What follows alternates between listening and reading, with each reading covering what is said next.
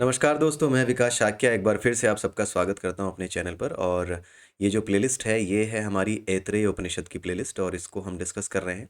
पिछले वीडियो में हमने बेसिक्स समझे थे उपनिषद के, ऐतरेय उपनिषद के, और उसके अलावा भी कुछ इम्पॉर्टेंट एस्पेक्ट्स हमने समझे थे। और आज के इस वीडियो में हम इसके जो स्टैंजाज हैं, जो गद्य हैं, जो बातें इसमें बताई गई हैं, उनको एक एक करके हम समझेंगे।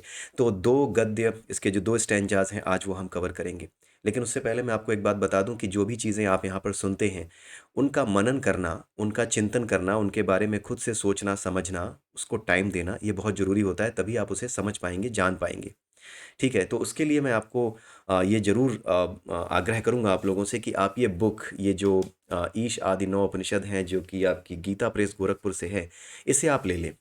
उपनिषदों के लिए कोई भी बुक जो आपको ठीक लगती है, मैं ये नहीं कहता कि केवल यही है, लेकिन हाँ, मुझे पर्सनली ये चीज़ बहुत अच्छी लगी। इसमें जिस तरह से समझाया गया है, जिस तरह से बातें बातें लिखी हुई हैं, जितनी समग्रता, जितनी इंटीग्रिटी में इसमें बातें लिखी हुई हैं, जितनी कंप्लीटनेस है इसमें, वो मुझे कहीं और दिखाई नहीं दी। मतलब ये सफिशिएंट लगी मुझे। तो आपका जो लाइफ़स्टाइल है वो बहुत व्यस्त है, बहुत कुछ आपको पूरे दिन करना होता है, ऑफ़िस भी जाना है और भी बहुत सी चीज़ें करनी हैं। तो जो कुछ भी आपको मिलता है, जो कि थोड़े में आपको चीज़ों को पकड़ करा सके आपकी चीज़ों के ऊपर, वो चीज़ें आपको जाननी चाहिए। तो वो उसके लिए इतना ही सफिशिएंट है कि आप हमारी ये वीडियो देखें, और वीडियो देखने के बाद तब जा कर के इस किताब को ओपन करें, और इसमें जो ऐतरेय उपनिषद या जो भी उपनिषद आपने यहाँ पर समझा है, उसको जा कर के वहाँ पर देखें, और उसके बाद ये समझने की कोशिश करें कि अब आप कितने कंफर्टेबल हैं उन चीज़ों को समझने के लिए, जो चीज़ें आप समझने की कोशिश करते हैं उपनिषदों में। एक चीज़ जो कि बहुत इम्पोर्टेंट है, जो कि याद रखने लायक है, वो ये है कि एवरीथिंग, जो कुछ भी इस पूरे के पूरे क्रिएशन में है, वो एक एनर्जी है। ठीक है? That is a energy, right? Normally जो एनर्जी होती है, वो केवल और केवल एक फॉर्म से दूसरे फॉर्म में ट्रांसफ़ॉर्म करके आप जिस तरीके से उसका यूज़ करना चाहते हैं, उसके लिए आपको उपयुक्त यंत्र बनाना पड़ता है। यानी इस एनर्जी के पास केवल और केवल एक मैग्नीट्यूड होता है। एनर्जी में केवल मैग्नीट्यूड होता है, इसमें कुछ और नहीं होता। इसमें कोई और नॉलेज होता ही नहीं है। ये जो एनर्जी जो हम इस भौतिक संसार में महसूस करते हैं, ये एनर्जी चलाने वाली ऊर्जा होने के बाद भी इसके अंदर अपना कोई ज्ञान नहीं होता। आपके पास उपयुक्त सामग्री होनी चाहिए उस एनर्जी को यूटिलाइज़ करने के लिए। जैसे विद्युत, जो इलेक्ट्रिसिटी है, वो एक एनर्जी है, लेकिन उस इलेक्ट्रिसिटी को एक रास्ता चाहिए। एक यंत्र चाहिए, जिस यंत्र में जब वो प्रवाहित होगी, जब वो बहेगी, तो जिस तरह की उसकी मशीनरी होगी, उस मशीनरी के अकॉर्डिंग ही वो यंत्र काम करने लगेगा। अगर कोई नहीं मिलेगी, आपने अपने हाथ में पकड़ लिया, तो आपके ज़रिए होकर के वो एनर्जी अर्थ में जाएगी और आपके पूरे शरीर के एक-एक अंग को सुखा देगी, करंट लगा कर के आपको मार डालेगी। ठीक है? तो उसको एक सोर्स चाहिए, और वो अपने हिसाब से काम करती है, उसका जो नेचर, उसके हिसाब से वो चलेगी। लेकिन एक जो एनर्जी है, एनर्जी के 2 फॉर्म हैं। एक एनर्जी ये जो अपरा जगत का निर्माण करती है, जिसमें हम हैं। दूसरी एनर्जी वो है जो परा जगत से आती है, यानी जो परमात्मा है या जो सुप्रीम एनर्जी है। वो सुप्रीम एनर्जी केवल और केवल ये जानती ही, मतलब केवल एनर्जी ही नहीं है, वो साथ में ये जानती भी है कि ये जो अलग-अलग तरह की एनर्जीज़ हैं, उनको प्रकट कैसे किया जाए। और ये कोई आश्चर्य की बात नहीं है, ये आप इस संसार में हमेशा देखते रहते हैं। जैसे आम का पेड़ आपने लगाया, आपने आम का बीज बो दिया, तो आम के बीज में आपको आम दिखाई देता है क्या? नहीं दिखाई देता है, लेकिन उस बीज में आम के पेड़ को प्रकट करने के, आम के पेड़ पे जो फल लगते हैं, उन फलों में जो गुण होता है, जो कैरेक्टरिस्टिक्स होते हैं उस फल के, जो गुण-दोष होते हैं उस फल के, वो सब प्रकट करने की क्षमता इस एक छोटे से बीज में होती है। यानी ये बीज क्या है? दूसरे शब्दों में, मेटाफोरिक वे में अगर आप कहना चाहें, तो ये बीज स्वयं में ज्ञानी है, जो स्वयं को नष्ट करके एक सृष्टि का निर्माण करता है। अपने आप को विलीन कर देता है और एक सृष्टि, यानी कि एक पेड़ के रूप में प्रकट हो जाता है। तो ये चीज़ें तो आप हमेशा से देखते आए हो कि जिस चीज़ में कोई आकृति नहीं है, जिसको देख के ऐसा लगता है कि इसमें कोई इसमें ये तो सिर्फ़ एक बीज है, इसके अंदर कुछ और दिखता नहीं है। वो अपने आप में इतनी क्षमताएँ रखे हुए है कि पूरा का पूरा एक पेड़ प्रकट करता है। उसी तरीके से वो जो सुप्रीम एनर्जी है, उसके पास भी ये क्षमता है कि अलग-अलग तरह की एनर्जीज़ को वो प्रकट कर सकें, और अलग-अलग तरह के जो पदार्थ हैं उस एनर्जी से कन्वर्ट होकर के सामने आते रहते हैं, क्योंकि एनर्जी ही मैटर में क्या होती है? कन्वर्ट होती है। ठीक है? तो ये बहुत इंपॉर्टेंट चीज़ है, जो कि आपको समझ लेना चाहिए। Everything is energy, but there is a supreme energy which is knowledgeable, which knows everything. एक ये एनर्जी है जिसको कि आपने प्रकट किया, आपने पकड़ा, पकड़ने के बाद उसका आप यूज़ करना चाहते हैं, और उसको जैसा चाहें वैसा निर्जीव पदार्थ के अंदर आप उसको यूज़ कर पाते हैं। जैसे पंखा एक निर्जीव पदार्थ है, लेकिन आप उसे चलाते हैं, उस एनर्जी के माध्यम से वो चलता है, तो ऐसा लगता है जैसे कि वो चल रहा है। जैसे कि उसकी अपनी एक बुद्धि है। आपने एसी बना लिया, एसी की अपनी एक बुद्धि है, एक कृत्रिम बुद्धिमत्ता है उसके अंदर, कि जैसे ही टेम्परेचर एक स्पेसिफिक रेंज से नीचे आएगा, वैसे ही आपने जो टेम्परेचर सेट किया हुआ है अपने एसी के लिए, उस टेम्परेचर को वापस रीसेट करने के लिए वो अपने आप को दोबारा रीस्टार्ट कर लेता है, उसका कंप्रेसर रीस्टार्ट हो जाता है। तो हमने इस तरह की चीज़ों को इमिटेट किया है। Everything is in front of us, हमारे सामने हर चीज़ है, but still we challenge the things कि ये भगवान होता है कि नहीं होता है। कारण ये है कि लोगों को ये पता ही नहीं है कि it's all about energies. There is one supreme energy which is known as God, क्योंकि हर एनर्जी मैटर में कन्वर्ट होती है। तो जब वो सुप्रीम एनर्जी मैटर में कन्वर्ट होती है, हमारे सामने जब खड़ी होती है, तो वो किसी भी प्रभाव से मुक्त दिखती है, क्योंकि वो किसी भी प्रभाव से मुक्त है। उसको किसी भी प्रभाव, किसी भी चीज़ से प्रभावित होना ही नहीं है, वो किसी भी चीज़ से प्रभावित नहीं होती। हम प्रभावित हो जाते हैं क्योंकि हमारे पास मन है, बुद्धि है, अहंकार है। ये सारी चीज़ें हमारे पास होने की वजह से हमारे अंदर प्रभाव पड़ता है। हम अपनी एनर्जीज़ बदलते रहते हैं, क्योंकि हमारे मनोमय कोश की जो ऊर्जा है, वो ऊर्जा और हमारी जो आत्मा की ऊर्जा है, जो शुद्ध आत्मा है, उसकी जो ऊर्जा है, वो भी हमारे अंदर है। दोनों मिल करके जो रिजल्टेंट एनर्जी बनाते हैं, उस रिजल्टेंट एनर्जी का जो मैग्नीट्यूड होता है, उस मैग्नीट्यूड के हिसाब से जिस तरह के मैटर में हम सामने आ सकते हैं, जिस तरह के मैटर में हम अपने आप को रिप्रेजेंट कर सकते हैं, उसी तरह के मैटर में हम कन्वर्ट हो जाते हैं। इसी को कहते हैं रीइंकार्नेशन, दोबारा जन्म लेना। ठीक है, एवरीथिंग इज एनर्जी। जो इन छोटी सी बातों, इस छोटी सी बात को नहीं समझता, सुप्रीम एनर्जी को नहीं समझता, एंड एवरीथिंग इज एनर्जी, इस बात को नहीं एक्सेप्ट करता। एक्सेप्ट करना चाहिए, जो कि नहीं करता। साइंटिस्ट साइंस पढ़ने के बाद वो एक्सेप्ट नहीं करता, तो उसका कुछ नहीं हो सकता। तो इन सारी चीज़ों को जानने के बाद जो इन चीज़ों को समझता है, उसे निश्चित रूप से फ़ायदा होता है, उसे निश्चित रूप से चीज़ें समझ में आती हैं, और ऐसी-ऐसी चीज़ें समझ में आती हैं कि आप मेस्मराइज़्ड रह जाएँगे। लेकिन कुछ लोग क्या करते हैं कि इन चीज़ों से मेस्मराइज़्ड होकर के दुकानें खोल लेते हैं। कुछ क्या करते हैं, इन चीज़ों से मेस्मराइज़ नहीं होते, इन चीज़ों को एज़ इट इज़ लेते हैं। उन्हें पता होता है कि ये नेचर ऐसे ही काम करती है, तो उनके पास आश्चर्यचकित होने का कोई अवसर नहीं रह जाता। वो आश्चर्यचकित नहीं होते, दे डोंट गेट एस्टोनिस्ड, वो एस्टोनिस्ट नहीं होते। वो ये नहीं सोचते कि वाओ कितनी बड़ी चीज़ मेरे हाथ लग गई, अब तो मैं दुकान खोलूँगा, लोगों को बुलाऊँगा और उनसे कहूँगा आओ मेरे को हाथ दिखाओ, आओ मेरे साथ ये करो, आओ मैं तुम्हें बताऊँगा, सिद्धियों का मार्ग बताऊँगा। ये सारी चीज़ें वो करते हैं। लेकिन इन सारी चीज़ों को करने का उद्देश्य सिर्फ़ एक होना चाहिए कि आप लोगों को भौतिकता में खींचने के बजाय कि हाँ, आओ तुम्हें मैं लाभ दिलाऊँगा, ये करने के बजाय आपका उद्देश्य ये होना चाहिए कि उन्हें इस ज्ञान की तरफ ले जाया जाए। वो रास्ता ढूँढा जाए जिससे उन्हें भी ये पता चले कि ये ज्ञान क्या है। लेकिन लोग क्या करते हैं, उल्टे रास्ते पे चले जाते हैं और धीरे-धीरे करके वो क्या करते हैं, धर्म का ही धंधा बना देते हैं। लोगों को लाभ पहुँचाने के बजाय खुद को लाभ पहुँचाकर खुद का लाभ तो कर लिया, लेकिन खुद का लाभ उस ज्ञान से करने के बाद जब वो दूसरों को ठगना शुरू करते हैं, तो दूसरों की हानि और अपने जो ज्ञान को उन्होंने अर्जित किया था, उसकी भी हानि शुरू कर देते हैं। कुल मिलाकर के ये चीज़ें तब करनी चाहिए जब संसार के कल्याण की बात हो। ठीक है, भगवान कृष्ण ने भी अर्जुन से कहा था कि जा करके माँ दुर्गा की उपासना करो। वो इसलिए नहीं कहा था कि दुर्गा की मदद से, माता दुर्गा की मदद से अर्जुन को कुछ शक्तिशाली बनाना है। शक्तिशाली तो बनाना है, उसको कुछ फ़ायदा दिलाना है, लेकिन ये फ़ायदा इसलिए नहीं दिलाना है क्योंकि उससे अर्जुन को कुछ मिल जाए। ना, अर्जुन और शक्तिशाली हो जाए, ये उद्देश्य नहीं था। अर्जुन इतनी शक्ति अर्जित कर ले कि आने वाले युद्ध में, जो कि धर्म युद्ध है, जिसमें कि अर्जुन का जीतना, उसके पक्ष का जीतना ज़रूरी है, उस पक्ष को जीतने लायक, यानी समाज के कल्याण के लायक वो एनर्जी जो चाहिए, वो एनर्जी उसके पास आ सके। ठीक है? तो यही उद्देश्य होना चाहिए। हमारी सारी कहानियाँ यही बताती हैं कि कोई भी एनर्जी, कोई भी सिद्धि आपके पास अगर है, तो उसका उद्देश्य केवल और केवल जन कल्याण होना चाहिए। भगवान कृष्ण ने भी अर्जुन से यही बोला कि तुम्हें ये कहा जा रहा है कि तुम माता दुर्गा की उपासना करो, दुर्गा कवच धारण करो, लेकिन वो इसलिए नहीं है कि तुम्हें जो है और शक्तिशाली, दूसरों से शक्तिशाली या दूसरों से ज़्यादा महान बनाना है। नहीं, केवल और केवल जन कल्याण के लिए ही मैं तुमसे ये कह रहा हूँ, अन्यथा मैं तुमसे ये नहीं कहता कि तुम दुर्गा की उपासना करो, क्योंकि तुम्हारे सामने एक शत्रु होगा, कर्ण। और कर्ण से तभी तुम बच सकते हो जब तुम्हारे ऊपर दुर्गा का आशीर्वाद हो, दुर्गा का कवच तुम्हारे ऊपर हो, ताकि उसके साधारण अस्त्र, जो कि दिव्यास्त्र नहीं है, वो दिव्यास्त्र तुम्हें भेद न पाए, तुम्हें मार न पाए। इसलिए तुम्हें दुर्गा कवच पहनाया जा रहा है। तो कुल मिलाकर के जितनी भी सिद्धियाँ हैं, जितना भी ज्ञान है, उसका उद्देश्य क्या होना चाहिए? जन कल्याण होना चाहिए। जन कल्याण के अतिरिक्त अगर आपका कोई और उद्देश्य है, तो आप खुद को ठग रहे हैं, जनता को ठग रहे हैं। ठीक है? तो आइए देखते हैं पहला श्लोक, पहला स्टैंजा इसका, क्योंकि ये गद्य के रूप में होते हैं। ऐतरेय उपनिषद के बारे में बेसिक जानकारी आप देख चुके हैं। आज हम इसके पहले और दूसरे स्टैंजा को पढ़ेंगे, समझेंगे।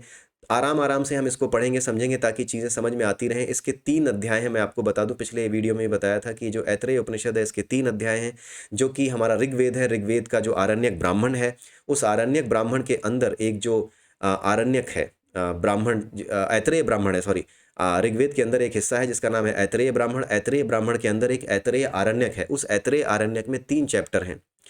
चौथे, तीसरे, चौथे और पाँचवें, इन 3 चैप्टर्स को मिला करके 3 खंड बनते हैं, 3 अध्याय बनते हैं। वही 3 अध्याय क्या कहे जाते हैं? ऐतरेय उपनिषद कहे जाते हैं। एक चीज़ मैं और आपको बता दूँ कि इस चैनल को मैं थोड़ा और एक्सटेंड कर रहा हूँ कुछ और चीज़ों के लिए।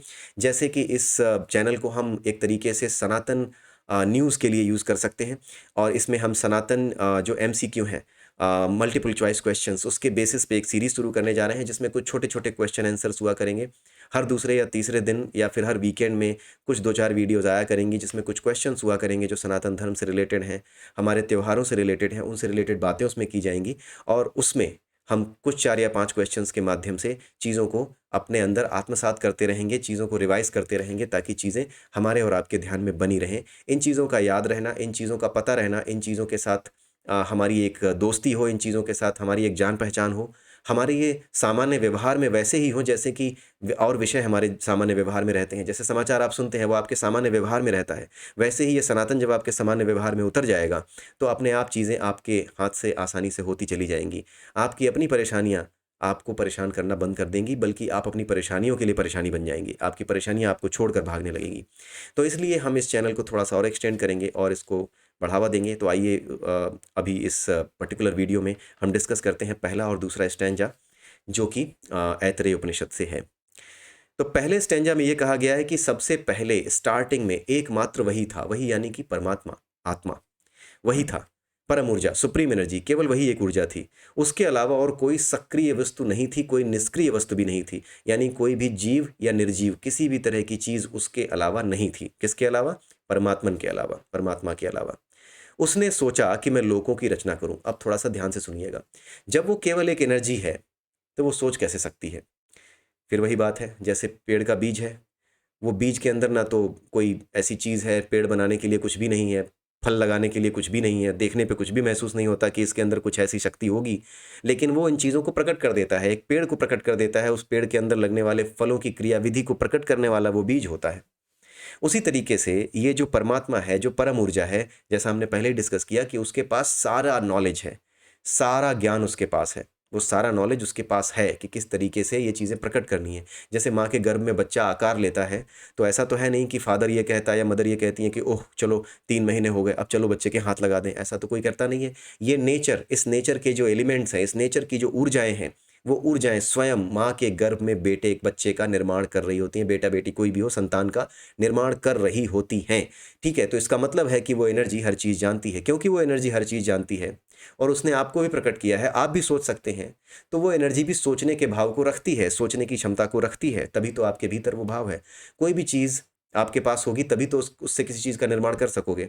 अगर किसी चीज़ में विचार क्षमता है, तो जिसने इस विचार क्षमता करने वाली चीज़ को प्रकट किया है, उसके पास भी विचार नाम के जो है औज़ार होंगे, विचार नाम की चीज़ें होंगी, तभी तो उसने डाला है उसमें। तो वो जो परमात्मन है, वो सर्वज्ञ है, इसी वजह से वो क्या करता है, वो इच्छा करता है। जैसे हम इच्छा करते हैं, वो भी इच्छा करता है कि मैं लोकों की रचना करूँ, वो शुद्ध एनर्जी है, लेकिन वो क्या करता है, लोकों की रचना करने की इच्छा करता है। एक आपने सुना होगा, बिनु पग चलै सुनै बिनु काना, कर बिनु करम करै विधि नाना, यानी बिना पैरों के चलता है, ठीक है? बिनु पग चलै सुनै बिनु बिना कानों के सुनता है, ठीक है? तरह-तरह के काम बिना हाथों के ही करता है। वो इसीलिए कहा गया है, इन्हीं चीज़ों को समझाने के लिए कहा गया है। आई होप कि आपको चीज़ें क्लियर हो रही होंगी, क्यों ऐसी बातें कही जाती हैं, कही जाती हैं। तो ये कहा गया कि वो स्टार्टिंग में एक था। अगर आपने हमारी एक सीरीज़ और है जिसका नाम है होली साइंस, वो भी अभी चल रही है पैरेलली, उसके भी वीडियोज़ आएँगे 1 आध दिन में और। तो वो जो होली साइंस नाम की जो सीरीज़ है, उसमें हमने जो पहला चैप्टर जिसका नाम है वेद, उसको जब हमने पढ़ा, तो उस वेद नाम के चैप्टर में आपने देखा होगा कि हमने डिस्कस किया था। अगर नहीं भी किया था, तो यहाँ पर आप समझ लीजिए, कुल मिलाकर के हुआ ये कि वो एक था, वो एनर्जी एक थी। उसमें आकर्षण था, उसमें आकर्षण जिसमें जो गुण था उसे आकर्षण का गुण कहते हैं। लेकिन उसने क्या किया, अपने ही कभी भी जो गुण होता है आकर्षण का, वो अकेले नहीं रह सकता। तो उसने कहा कि मैं अकेले नहीं रह सकता, मैं एक प्रतिकर्षण का गुण पैदा करूँगा। तो आकर्षण और प्रतिकर्षण दोनों के गुण पैदा हुए। तो आकर्षण जो था, अगर वो ये हाथ था, तो प्रतिकर्षण क्या हुआ, ये दूसरा हाथ प्रकट होना शुरू हुआ।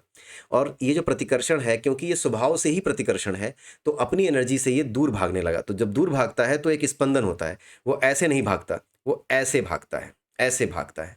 जब वो ऐसे भागता है, यही जो तरंगे हैं, जो इलेक्ट्रोमैग्नेटिक वेव्स हैं, जिनके बारे में कहा जाता है कि पूरे के पूरे यूनिवर्स में ऐसी वेव्स हैं जो लहरा रही हैं। ये लहराती हुई वेव्स कुछ और नहीं है, यही इसी एनर्जी से, इसी परम तत्व से, इसी परमात्मा से निकली हुई ये एनर्जी है, जो कि दूसरी एनर्जी है, जो कि विकर्षण यानी कि रिपल्सिव फोर्स है, वो दूर भाग रही है। जब वो दूर भागती है तो एक तरीके की तरंग पैदा होती है, एक तरीके की वेव पैदा होती है। हर तरह की वेव एक ध्वनि उत्पन्न करती है। कुछ ध्वनियाँ हम सुन सकते हैं, कुछ हम नहीं सुन सकते। आपने पढ़ा होगा सोनिक वेव, जो आपकी सोनिक है, सुपरसोनिक है, ये सारी वेव्स के बारे में आपने पढ़ा होगा। तो जो सोनिक वेव्स हैं वो हैं जो हम सुन सकते हैं। ये जो वेव्स हैं इनकी एक खास तरंग दैर्ध्य है, इनकी एक खास फ्रीक्वेंसी है। ये जिस फ्रीक्वेंसी पे जो ध्वनि उत्पन्न करती हैं, जो आवाज़ उत्पन्न करती है, ये कौन सी ध्वनि है? ये वो ध्वनि है जिसका नाम है ओम। ये ओम की ध्वनि है। जैसे ही ये ऐसे होती है, ये ओम की ध्वनि, एक ओम पूरा होता है, ओम ओम, इस तरीके से ये स्पंदन कर रही है। लेकिन ये सोनिक जो वॉइस है, ये हमें यहाँ बैठे-बैठे सुनाई नहीं देती। आप अर्थ पर बैठे-बैठे अर्थ की फ्रीक्वेंसी की वजह से, क्योंकि आपकी फ्रीक्वेंसी अर्थ की फ्रीक्वेंसी के साथ एक हो रखी है इस समय, तो इसलिए आप उस फ्रीक्वेंसी के साथ एक होने की वजह से अर्थ की जो आवाज़ है वो नहीं सुन सकते। लेकिन अंतरिक्ष में जब आप पृथ्वी से दूर होकर के, जैसे वैज्ञानिकों ने, नासा के वैज्ञानिकों ने भी ये बताया है कि अगर आप उससे दूर होकर के उसकी आवाज़ सुनने का प्रयास करते हैं, अर्थ की आवाज़ सुनने का प्रयास करते हैं, तो अर्थ की एक स्पेसिफिक साउंड वेव है, उसकी एक फ्रीक्वेंसी है। आप क्योंकि उससे दूर चले जाते हैं, तो आप उस फ्रीक्वेंसी से थोड़े दूर पहुंच जाते हैं। इसलिए आपको डुअलिटी यानी कि खुद से अलग एक आवाज़ सुनाई देने लगती है। लेकिन जब आप किसी से ट्यून हो जाते हैं, तो आप एक हो जाते हैं। आप अपने रेडियो को जब ट्यून करते हैं, जब तक खचर-खचर होती रहती है, जब तक कि वो जो वेव है, जो वेवलेंथ है उस पर्टिकुलर चैनल की, सॉरी, उस पर्टिकुलर रेडियो स्टेशन की, जब तक वो उसके साथ आकर के ट्यून नहीं हो जाती, तब तक खिचपिच-खिचपिच होती रहती है। जैसे ही वो उसके साथ एक हो जाती है, वो खिचपिच बंद हो जाती है, वो दोनों एक हो जाती हैं, फिर आपको महसूस भी नहीं होता किसी भी तरह की खिच-खिच, खिच-खिच, मिच-मिच, कुछ नहीं। आपको लगता है कि आप सीधे-सीधे रेडियो में ही बैठ कर के रेडियो में ही कोई बैठ करके आपको बता रहा है और आप एक हो चुके हैं। ठीक इसी तरीके से जब आप इस अर्थ के साथ रहते हैं, अर्थ पर रहते हैं, तो यहाँ की फ्रीक्वेंसी के साथ आप एक हुए रहते हैं। जैसे ही आप इससे दूर जाते हैं, कृत्रिम विधियों से या जैसे भी दूर ले जाए जाते हैं, वैसे ही आपकी फ्रीक्वेंसी और इसकी फ्रीक्वेंसी में ट्यूनिंग जो होती है, वो दूरी की वजह से बदल जाती है। जब वो बदलती है, तो वो खर-खर, खिच-खिच जो होती है, वही अर्थ की आवाज़ है, वो जो आपको सुनाई देती है। इसी तरीके से पूरे ब्रह्मांड की एक आवाज़ है ओम। वो ओम आपको इसलिए सुनाई नहीं देता क्योंकि आप इस ब्रह्मांड में कहीं भी रहें, आप इसी ब्रह्मांड का हिस्सा हमेशा से हैं। इस वजह से वो आपको सुनाई नहीं देती, ठीक है? इसलिए आप उसको महसूस नहीं कर पाते। लेकिन उस ब्रह्मनाद को जब आप अपने आप को इस शरीर से, इस पदार्थ से अलग करना सीख जाते हैं, इस मैटर से अलग करना सीख जाते हैं, कैसे? ज्ञान योग के माध्यम से, कर्म योग के माध्यम से, भक्ति योग के माध्यम से, ध्यान योग के माध्यम से, बुद्ध के रास्ते से, एक महावीर के रास्ते से, किसी के भी रास्ते से जब आप अपने आप को इस शरीर से अलग करना सीख जाते हैं, तब आप उस ओम नाद को अपने भीतर सुन पाते हैं, क्योंकि आप अलग कर लेते हैं अपने आप को। तो अलग होना, अपने आप को अलग करना किसी फ्रीक्वेंसी से, ये जो फ्रीक्वेंसी है संसार की फ्रीक्वेंसी है, इस ब्रह्मांड की फ्रीक्वेंसी है, लेकिन इस ब्रह्मांड को जो पैदा करने वाला है, उसकी जो फ्रीक्वेंसी है, उसको अगर सुनना है तो उसके लिए आपको इस ब्रह्मांड से, इस अपरा जगत से दूर होना पड़ेगा, यानी कि अपनी फ्रीक्वेंसी लेवल को इसकी फ्रीक्वेंसी यानी इस पूरे ब्रह्मांड की फ्रीक्वेंसी, जो अपरा की फ्रीक्वेंसी है, दूसरी वाली, ये जो रिपल्सिव फोर्स वाली फ्रीक्वेंसी है, इससे अलग ले जाना पड़ेगा। यानी इस रिपल्सिव फोर्स वाली फ्रीक्वेंसी में जिसमें आप जी रहे हैं, इससे अलग करना पड़ेगा। उसको अलग करने का ही रास्ता क्या है? ध्यान, ज्ञान, भक्ति योग, कर्म योग, ज्ञान योग, यही रास्ते, इसमें जो तरीके बताए गए हैं, उसका उद्देश्य एक ही होता है कि आप ये कर सकें कि आप इस फ्रीक्वेंसी से अलग हो सकें, जो इस अपरा की फ्रीक्वेंसी है, जो कि रिपल्सिव फोर्स की फ्रीक्वेंसी है। जैसे ही आप अपने आप को उससे अलग कर पाएंगे, अपने भीतर ही आप उस ओम ध्वनि को सुन पाएंगे, महसूस कर पाएंगे। ठीक है? जो कुछ मैं बता रहा हूँ वो हवाबाजी नहीं है। आप कहीं भी जाकर के किसी भी जगह पे इन चीज़ों को अगर आप प्रमाणित करना चाहें, किसी दूसरी जगह से, किसी भी किताब से आप देखना चाहें, समझना चाहें, तो आपको भी वहाँ पर यही चीज़ें समझ में आएँगी। इसीलिए मैं कह रहा हूँ कि किसी की भी कही हुई बातों पर विश्वास ना करें, मेरी भी नहीं। आप खुद से जानें, ये किताब उठाएँ या कोई भी किताब हो, कोई भी सोर्स हो, उसको उठाएँ। जो आपका मन ग्रहण करता है, वही आपका सत्य है। जब तक आप इस स्तर पे नहीं आ जाते कि आप सत्य को पूरा देख सकें, तब तक जितना भी आपका मन ग्रहण करता है, उसी को ग्रहण करें। ज़बरदस्ती किसी चीज़ को अपने ऊपर थोपना पाखंड की शुरुआत होती है। ठीक है? इसलिए आप वही उतना ही आत्मसात करें। उसके अलावा बाकी चीज़ों को अपने विचार में, अपने मन में रखें, ताकि कल को जब वो सामने आएँ, उससे रिलेटेड तथ्य सामने आएँ, तो आपको समझ में आए कि हाँ, इसके बारे में कुछ कहा गया था। तो अब मैं कसौटी पे कस के देख सकता हूँ कि वो चीज़ क्या है? वो चीज़ है भी या नहीं है? वो क्या करती है? ठीक है? तो इस तरह से ये सारी चीज़ें आप कर सकते हैं। तो खुद से परखिए, खुद से जानिए, बहुत ज़रूरी है। ठीक है? अब आइए देखते हैं, यही चीज़ यहाँ पे समझाई गई है। अब यहाँ पे एक क्वेश्चन आता है यहाँ पे ये कहा गया है कि वो एक था, तो क्या अब एक नहीं है? बात ये है कि ये जो बात कही जा रही है कि वो एक था, ये उस समय की बात की जा रही है जब उसने इस प्रतिकर्षण यानी कि इस रिपल्सिव फ़ोर्स को प्रकट नहीं किया था, केवल अकेला था, तब केवल यही एक था। लेकिन जैसे ही उसने इस रिपल्सिव फ़ोर्स को प्रकट किया, वैसे ही इस रिपल्सिव फ़ोर्स के प्रकट होने की वजह से आपने देखा होगा उसमें, अगर आपने पढ़ा है हमारे वीडियो में, हमारे चैनल पे उस वीडियो को देखा है, ये बताया गया है कि जैसे ही रिपल्सिव फ़ोर्स प्रकट होता है, वैसे ही ठीक यहाँ के उल्टे नेचर की चीज़ें प्रकट होने लगती हैं। जैसे ईश्वर एक है, लेकिन यहाँ पर क्या है? असंख्य कण बनने लगते हैं। टोटल नंबर ऑफ मतलब इनफाइनाइट जो है वो एलिमेंट्स यहाँ पर दिखाई देने लगते हैं, कण दिखाई देने लगते हैं, अणु दिखाई देने लगते हैं। इन अणुओं को क्या कहा जाता है? चित्त कहा जाता है, जब ये बनते हैं। और जब ईश्वर इन पर अपना प्रकाश डालता है, यानी ये जो एनर्जी है जब इसमें प्रवेश करती है, जैसे पंखे में विद्युत एनर्जी प्रवेश करती है तो पंखा चलने लगता है। उसी तरीके से इस प्रतिकर्षण ऊर्जा में जो कि प्रकट हुई थी अपरा के रूप में, ये अपरा रूप है, ये परा रूप है, यहाँ से प्रकट की गई है। तो ये आकर्षण है, ये विकर्षण की शक्ति है। तो जब ये आकर्षण की शक्ति इसमें प्रवेश करती है, जब इसमें प्रवेश पाती है, ठीक है? तब क्या होता है? इसको कहते हैं इस ऊर्जा का प्रकाश इस पे पड़ना। प्रकाश ही सब कुछ है, क्योंकि प्रकाश ही आप देख रहे हो कि प्रकाश को किसी माध्यम की आवश्यकता नहीं होती, वो निरपेक्ष है। इसी से साबित होता है कि ईश्वर का वास्तविक रूप यदि समझना है तो आपको प्रकाश समझना होगा, लाइट समझनी होगी। और यही बात एक और बुक लिखी हुई है, युक्तेश्वर गिरी के शिष्य थे परमहंस योगानंद, उन्होंने भी लाइट पर ही विशेष जोर दिया है। तो जैसे ही आप इस प्रकृति में आते हो, जैसे ही इस पर प्रकाश पड़ता है या प्रवेश करता है ईश्वर या परमात्मा, तो वैसे ही ये जो प्रकृति जिसमें असंख्य अणु जो कि चित्त कहे जाते हैं, वो क्या बन जाते हैं? चित्त बन जाते हैं। अब चित्त क्यों बन जाते हैं? चित्त वो होता है जिसमें बेचैनी है, जिसमें क्रेविंग है। क्रेविंग क्यों है? एक तो ये उल्टा भाग रहा है, ये इसमें प्रवेश कर गया, जो सब कुछ जानता है, जिसके पास आनंद का सोर्स है, जिसके पास किसी भी चीज़ की कमी नहीं है, वो आनंद में है हमेशा से। लेकिन जब ये उल्टा भागता है तो ये आनंद खोजता है, यहाँ पर है, महसूस होता है। यहाँ पे ऐसा लगता है कि मुझे खोजना है, मुझे चाहिए, कहाँ रह गया मेरा आनंद? उस आनंद को खोजने के लिए उल्टी दिशा में ये कण भागते हैं, ये एटम्स उल्टी दिशा में भागते हैं। जब ये एटम्स उल्टी दिशा में भागते हैं, तो इसी भागने की बेचैनी को, क्रेविंग को ही, बेचैनी को ही चित्त के रूप में रिप्रेज़ेंट किया जाता है। इसीलिए कहा जाता है ना, तुम्हारा चित्त बड़ा वो हो रहा है, चंचल हो रहा है, तुम्हारा चित्त बड़ा बेचैन हो रहा है। क्यों हो रहा है? चित्त इसीलिए कहा जाता है जिसके अंदर क्रेविंग हो, जिसमें शांति ना हो, उसी को चित्त कहा जाता है। तो ये शांति नष्ट हो जाती है उल्टी तरफ भागने की वजह से। जब ये उल्टी तरफ भागता है, तब इसके अंदर क्या होता है? जितने भी अणु हैं, जिनके ऊपर प्रकाश पड़ा था, उन अणुओं के कुल मिलाकर के 3 हिस्से होते हैं। ऊपर का हिस्सा, जैसे मेरी उँगली आप देखिए, ऊपर का हिस्सा, नीचे का हिस्सा, बीच का हिस्सा। अब होता क्या है कि ऊपर के हिस्से पे जब प्रकाश पड़ता है, तो ऊपर के हिस्से पे एक इलेक्ट्रिक एनर्जी प्रकट होती है, यहाँ से ऊपर के पॉइंट से, सबसे ऊपर के पॉइंट से। फिर बीच से प्रकट होती है, फिर नीचे से प्रकट होती है।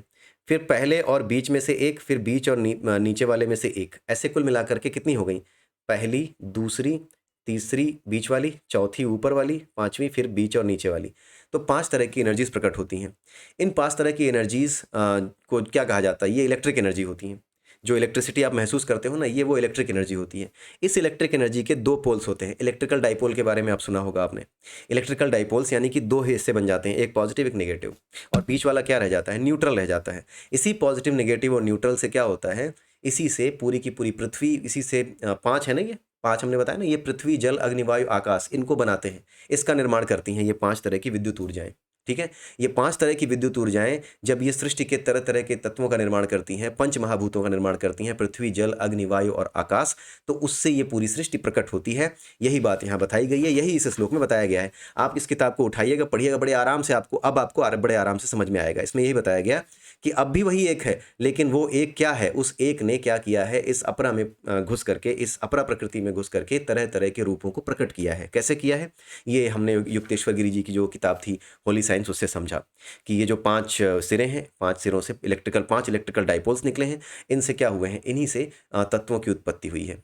ठीक है? इन्हीं से पंचमहाभूतों की उत्पत्ति हुई है। ठीक है? जो पॉजिटिव सिरा है, जो बीच का जो हिस्सा है, न्यूट्रल हिस्सा है, उससे शरीर बना है। उस शरीर में पंचभूत हैं, उसी से प्रकट हुए हैं ये पंचमहाभूत, जो न्यूट्रल हिस्से हैं, इन सब के पाँचों के न्यूट्रल हिस्सों से। ठीक है? जो पॉजिटिव सिरा है, उससे क्या बना है? उससे इंद्रियाँ बनी हैं। ठीक है? इंद्रियाँ बनती हैं उससे। और इंद्रिय विषय किससे बनते हैं? नेगेटिव हिस्से से। जो इंद्रिय विषय हैं, जैसे कि स्वाद, ये नेगेटिव हिस्से से बनता है। जो पॉजिटिव है, उससे क्या बनी है? जीभ। जीभ केवल स्वाद ले सकती है, जीभ आँख देख नहीं सकती।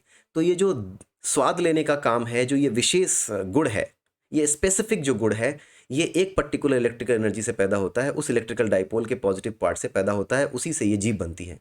ठीक है?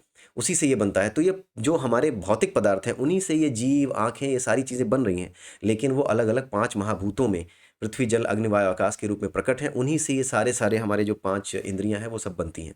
और पॉज़िटिव हिस्से से क्या बनता है? पॉज़िटिव हिस्से से याद रखिए कि इंद्रियाँ बनती हैं, जैसे आँख हो गई, जीभ हो गई, और इंद्रिय विषय जो आपको क्रेविंग जो आपकी होती है, भगाती भगाती है जो आपको चीज़ों की तरफ, कि अच्छा स्वाद चाहिए, ठीक है? ये जो क्रेविंग है, ये नेगेटिव होती है। क्रेविंग नेगेटिव है और ये पॉजिटिव है। आपका जो क्या नाम है, ये जो है जिससे इंद्रियां बनी हैं, जिस चीज़ से इंद्रियां बनी हैं, ये जीव नहीं। आप ध्यान दीजिएगा, मैं जीव की बात नहीं कह रहा हूँ।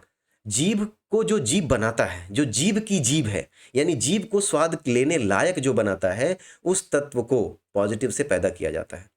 ये जो जीव है, ये तो न्यूट्रल है, ये तो न्यूट्रल हिस्से से बनती है। जीव को जो चीज़ जीव बनाती है, वो पॉजिटिव हिस्से से पैदा होती है। और जीव का जो विषय है, जो कि स्वाद है, वो नेगेटिव हिस्से से पैदा होता है। आँख को जो चीज़ आँख बनाती है, जो देखने के काम करने लायक इसको बनाती है, वो पॉजिटिव हिस्से से बनती है। ये आँख खुद, जो कि एक पदार्थ है, ये न्यूट्रल हिस्से से बनती है। इलेक्ट्रिकल डाइपोल के जो बीच वाला हिस्सा होता है, जो न्यूट्रल होता है, उससे बनती है।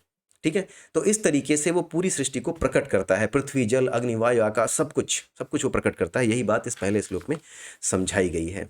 ठीक है? और जिस तरीके उसमें एक एग्जाम्पल भी दिया है कि जिस तरीके से जो कणाद ऋषि थे, उन्होंने परमाणु की जो एटम्स है, उसकी संकल्पना दी थी, उसके बारे में बताया था। तो जो एटम्स हैं, उसके बारे में जो कुछ भी बताया गया है, उन एटम्स के बारे में ये कहा गया है परमाणुवाद में कि कणाद ने ये कहा कि जो कुछ है अंत में परमाणु ही है। ठीक है? तो परमाणु से ही सब कुछ प्रकट होता है।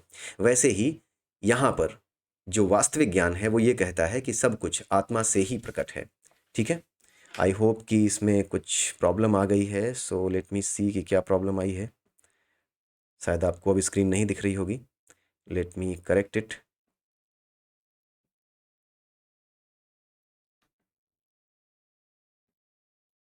थोड़ी देर में ये आ जाएगा आपके पास।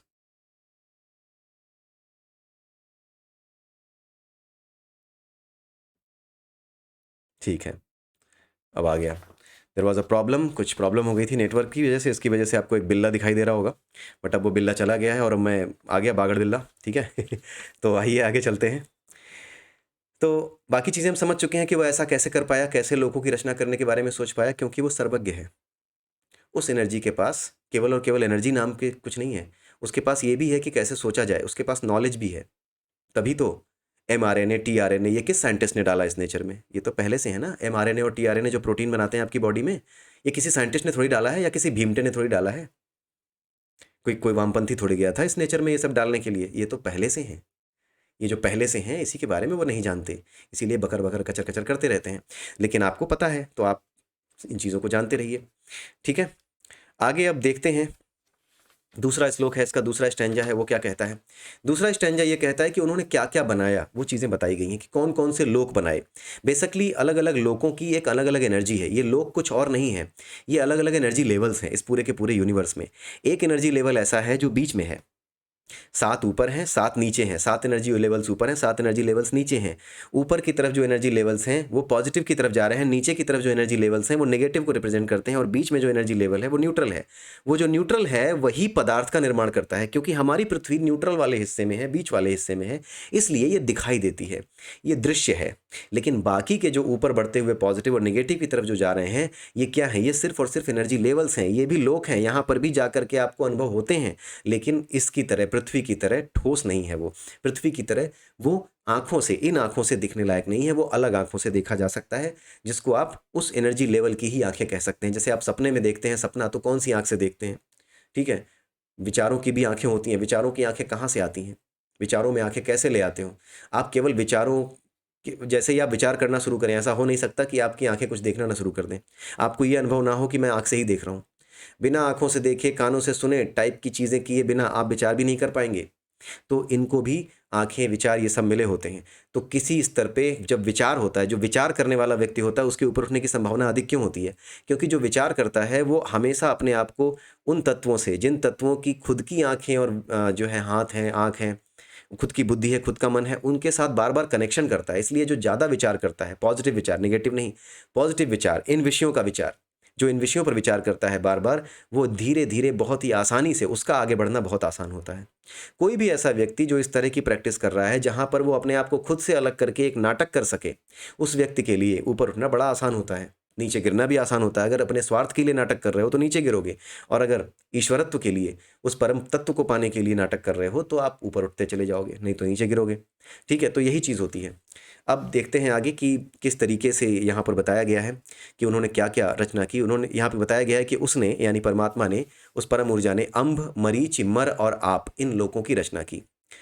अम्भ है, मरीचि है, मर है और आप है। अब इसके बारे में समझते हैं। अम्भ क्या है?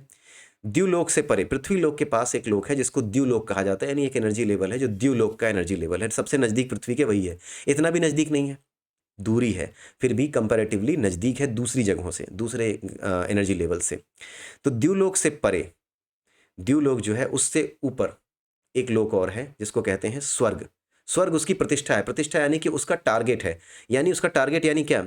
जो कुछ भी द्युलोक में आपको मिल सकता है, जो कुछ भी आपको अनुभव हो सकता है, वो स्वर्ग के सुख की कामना या स्वर्ग के सुख की तरफ ले जाने वाली चीज़ होती है, स्वर्गीय सुख की तरफ ले जाने वाली चीज़ होती है। ठीक है, स्वर्ग नर्क सब यही है। यही का मतलब यहाँ पे ही सब अनुभव कर सकते हो, लेकिन जिस एनर्जी लेवल पे आप ले जाओगे, उसी पट्टी में, उसी एनर्जी लेवल की पट्टी में आप अटक जाओगे ऊपर अंतरिक्ष में, और फिर नीचे तब आओगे जब आप उस एनर्जी लेवल को पूरा क्षय कर चुके होगे। आपने पढ़ा होगा ना फिजिक्स में कि जैसे ही एटम पे फोटॉन पड़ता है, इलेक्ट्रॉन पे जो है किसी भी मेटल पे फोटॉन पड़ता है, वो अपनी एनर्जी ट्रांसफर कर देता है। जैसे ही वो एनर्जी वापस उसकी खत्म होती है, वैसे ही वो अपनी एनर्जी लेवल पे वापस आता है। जब वापस आता है तो वापस आते समय वो एनर्जी रिलीज करता है। रिलीज करता है तो वही एनर्जी प्रकाश के रूप में दिखाई देती है। विभिन्न पदार्थों में, तरह तरह के पदार्थों में जो प्रकाश है, उसका कारण यही है चेंज इन एनर्जी लेवल। जब चेंज इन एनर्जी लेवल होता है, एक इलेक्ट्रॉन दूसरे अपनी क्लास से, अपनी एनर्जी लेवल से दूसरे एनर्जी लेवल पे कूदता है, तो एक एनर्जी लेवल से दूसरे एनर्जी लेवल पे कूदते समय जितना डिफरेंस आता है एनर्जी का, वो डिफरेंस एनर्जी जो है रिलीज होती है। डिफरेंस ऑफ एनर्जी जब रिलीज होती है तो वो रिलीज एनर्जी क्या करती है? वो प्रकाश के रूप में प्रकट होती है। ठीक है, कोई भी एनर्जी जो रिलीज होती है अपने शुद्ध फॉर्म में प्रकाश के रूप में प्रकट होती है, और इसी सब का इस्तेमाल करके ये बल्ब बना है, ये ट्यूबलाइट बने हैं, ये सारे के सारे आपके जो मरकरी लाइट बनी है, सब कुछ इसी से बना है, इसी सिद्धांत पे आधारित हैं। ये पूरा का पूरा ट्यूबलाइट आपका इसी सिद्धांत पे आधारित है। इसके ऊपर इसको एनर्जी दी जाती है, चाहे किसी भी तरह की दी जाए। खास करके इसमें जो आपका फ्लोरेसेंट ट्यूब होता है उसमें यही किया जाता है। उसमें जो एटम्स होते हैं उनको एक्साइट किया जाता है। फ्लोरेसेंट ट्यूब में जो एटम्स होते हैं, जो हवा के कण हैं, जो निर्वात में यानी कि वैक्यूम में भरे हुए हैं, उनको एक्साइट किया जाता है ताकि उनकी एनर्जी कहीं हवा में टकरा करके ख़त्म ना हो जाए। इसलिए उनको एक्साइट किया जाता है। जब वो एक्साइट होते हैं तो अपनी एनर्जी लेवल छोड़ करके दूसरे एनर्जी लेवल पे जाते हैं। जब जाते हैं तो अपनी एनर्जी क्या करते हैं? बढ़ा रहे होते हैं। बढ़ाने के बाद जब वो एनर्जी लेवल बढ़ जाती है, एक लेवल पे आ जाते हैं, तब जब वो अपने एनर्जी लेवल से वापस लौटते हैं, ठीक है, या फिर ऊपर जा रहे होते हैं, तो जो एनर्जी उनको एक्स्ट्रा मिलती है वो प्रकाश के रूप में प्रकट होती है। जो एनर्जी जब लौटते समय रिलीज होती है वो प्रकाश के रूप में प्रकट होती है। तो ये जो एनर्जी जो प्रकाश के रूप में प्रकट होती है, इसी एनर्जी को हम प्रकाश के रूप में, फ्लोरेसेंट लाइट के रूप में देखते हैं। ठीक है, तो हर ऊर्जा प्रकाश ऊर्जा में कन्वर्ट हो जाती है। तो इस तरीके से आपकी ऊर्जा जब समाप्त होती है तभी आप नीचे आते हो। ठीक है, तभी आप वापस अर्थ पे आ पाते हो। ठीक है, आपकी एनर्जी खत्म होते ही। तो ये सारी चीज़ें हैं। अब यहाँ पे बताया गया है अम्ब क्या है। द्युलोक वाली बात हो गई, हमने बता दी अम्ब क्या है। अम्ब जो है पृथ्वी से थोड़ा ऊपर है, द्युलोक है, और द्युलोक और अंतरिक्ष के बीच में वो कहीं पर है। ठीक है, वो एनर्जी लेवल है। ठीक है, उसकी प्रतिष्ठा क्या है? उसकी प्रतिष्ठा है स्वर्ग। यानी कि इस लोक में, इस एनर्जी लेवल पे जो लोग आते हैं उनकी एक ही इच्छा होती है, अधिक से अधिक सुख प्राप्त कर लें। जितना कि स्वर्ग में है उससे ज़्यादा सुख हम प्राप्त कर लें। इस वजह से इसको कहा गया है कि इसकी प्रतिष्ठा यानी इसका टारगेट जो है वो स्वर्ग होता है। स्वर्ग जैसे सुखों की कामना करने वाला ऐसी एनर्जी लेवल पे जाके अटकता है। ठीक है, उसके बाद आता है मरीच। मरीच क्या है? मरीच जो है वो अंतरिक्ष को कहा जाता है, उससे अंतरिक्ष बना है। उसका जो टारगेट है वो अंतरिक्ष है, यानी कि वो अंतरिक्ष के भीतर ही मरीच लोक जो है, ये दूसरा लोक मरीच ही है। इसके अंदर कई लेवल्स होंगे। ठीक है, वही 7 ऊपर 7 नीचे जो होते हैं। उसके बाद आता है पृथ्वी, ये मर लोक है, ये बीच में है। ठीक है, ये पृथ्वी है। चौथा है आप, यानी नीचे जैसे जाते जाओगे वैसे कहा जाता है रसातल में जा रहे हो, पाताल में जा रहे हो। वो जो नीचे जाने वाली चीज़ें हैं वो सब के सब क्या कही जाती हैं? आप कही जाती हैं। यानी जहाँ पे जल है, नीचे बिल्कुल रसातल में जा रहे हो। ठीक है, तो ये सारी रचनाएं परमात्मा कैसे करता है? एक शिल्पकार की तरह करता है। अब सवाल ये उठता है कि शिल्पकार के पास तो छेनी है, हथौड़ी है, परमात्मा के पास, जिसके पास कुछ है ही नहीं। लोग ये सोचते हैं उसके पास तो कुछ है ही नहीं, वो तो शून्य है, वो तो निराकार है। वो लोग ये सोचते हैं जो निराकार है उसके पास कुछ है ही नहीं। अरे उसी के पास सब कुछ है, उसी के पास तो सब कुछ है। उसी के पास छेनी हथौड़ी सब है। बिन पग चले सुने बिन काना, यानी कि उसके पास बिना हाथों के हाथ हैं सारे। ना दिखने वाले हाथ होने के बावजूद भी उसके पास सारे हाथ हैं। तो वो सबसे बेहतर शिल्पकार है।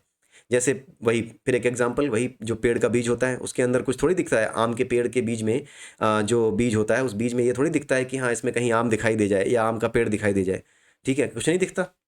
लेकिन वो बीज अपने आप में क्या रखता है, सारी क्षमता रखता है आम के पेड़ को बनाने की। उस पेड़ पे जो फल लगते हैं वो सारे गुण देने वाला, उन सारे गुणों को प्रकट करने वाला ये छोटा सा बीज होता है। तो कैसे कोई कह सकता है कि जो निराकार है, जो ईश्वर है, जो शिल्पकार है, उसके पास तो कुछ है ही नहीं? अरे उसी के पास सब कुछ है भैया, वही सब बनाता है, ठीक है। ये सारी चीज़ें, अगर आपने होली साइंस पढ़ी है, मैंने होली साइंस इसीलिए पहले उठाई। अब मैंने क्या उठाई, ये मुझे एक तरीके की प्रेरणा है ताकि मुझे समझाने में आसानी होती है। आश्चर्य की बात यह है कि मैं पहले उन्हीं चीज़ों को पढ़ा देता हूँ ताकि जिसके बाद जो दूसरी नई चीज़ें आती हैं, ताकि वो जब आएँ तो जब मैं उन्हें समझाने बैठूँ तो मुझे ज़्यादा दिक्कत नहीं होती। अगर मैंने होली साइंस ना पढ़ाई होती तो उसको समझाने में दिक्कत आती। लेकिन होली साइंस पता नहीं क्यों मुझे पहले प्रेरणा यही आई कि मैं होली साइंस के कुछ वीडियो बनाऊँ, उसके बाद मैं आगे बढ़ूँ। और आज की डेट में आज ये जो वीडियो मैंने बनाई है निश्चित रूप से आपको पूरी की पूरी समझ में आई होगी। नहीं आई है तो आप मुझे बताइए, कमेंट सेक्शन में बताइए। और ये ईश्वरीय कृपा समझिए कि हाँ हम सबको ये चीज़ें करने का, ये चीज़ें जानने का अवसर मिल रहा है। बहुत व्यस्त दिनचर्या होती है, आपकी भी मेरी भी, पूरे हफ्ते बिजी रहता हूँ। सॉफ्टवेयर इंजीनियर हूँ, काम करता हूँ सॉफ्टवेयर कंपनी में। लेकिन हमारा जो कर्तव्य है, हमारा जो फ़र्ज़ है, उसके प्रति भी हमारा कुछ उत्तरदायित्व तो बनता है। तो उसे हम पूरा करने के लिए इन चीज़ों की तरफ भी आते हैं, समझते हैं, जानते हैं, क्योंकि हम आखिरी पीढ़ी साबित होंगे। अगर हमने ये प्रयास नहीं किया अपने आने वाली पीढ़ियों के लिए तो ये ज्ञान लुप्त हो जाएगा। हम आखिरी पीढ़ी साबित होंगे अगर हमने ये नहीं किया, और हमारे हमसे ज़्यादा धिक्कारा और किसी को नहीं जाएगा। इसलिए इस धिक्कार से बचने के लिए अपने कर्तव्यों को पूरा करें। इतिहास आपको बैड लाइट में ना देखे, इतिहास मुझे बैड लाइट में ना देखे, कि हमने अपने आने वाले समय के लिए, जब पूरे संसार में ऐसे परिवर्तन चल रहे थे जहाँ पे जो आसुरी प्रवृत्तियां हैं जो पूरे संसार पे कब्जा करने जा रही थी, उस समय धर्म का ज्ञान रखने वाले, महानतम हिंदू धर्म में खुद को महान समझने वाले लोगों ने क्या किया? अगर ये सवाल आएगा तो इतिहास आपको कटघरे में ना खड़ा करे। इसलिए आपके लिए प्रयास करना जरूरी है। लोग मुझे पागल समझते हैं, बेवकूफ़ समझते हैं, आपको भी समझेंगे, लेकिन उन्हें समझने दीजिए। अंत में कौन पागल बनेगा, कौन होशियार बनेगा, कौन साबित होगा पागल, कौन साबित होगा होशियार, ये केवल समय बताएगा, और कोई नहीं बता सकता। तो इसी के साथ मैं आप सबसे विदा लेता हूँ। अगले वीडियो में फिर मिलते हैं, तब तक के लिए जय सिया राम, जय श्री कृष्णा, जय श्री राधे।